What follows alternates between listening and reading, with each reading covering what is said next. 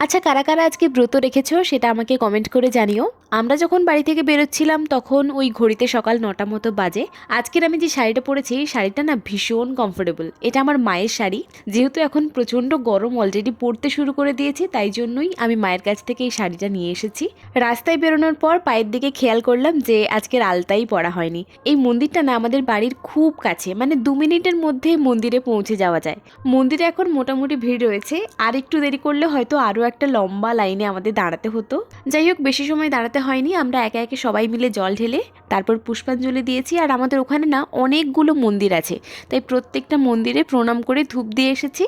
কিন্তু মুশকিলটা হলো আমার ভিডিও করে দেওয়ার মতো কেউ ছিল না। আমি নিজে যতটুকু পেরেছি ততটুকু ক্যাপচার করেছি আর তোমাদের সাথে শেয়ার করছি। বাড়িতে এসেই আমি রান্নাবান্না করতে শুরু করে দিয়েছিলাম। তারপরে ফ্রেশ হয়েই প্রথমে খেয়ে নিলাম শশা, দুপুরের দিকে খেয়েছিলাম সাবু, আর বিকেলের দিকে এক থালা ফল কেটে সাজিয়ে নিয়ে বসেছিলাম দুজনে। এখন যখন আমি ভিডিওটা এডিট করতে বসছি তখন অলরেডি আমার আবার খিদে পেয়ে গেছে। যাই হোক, চলো আজকে আসছি।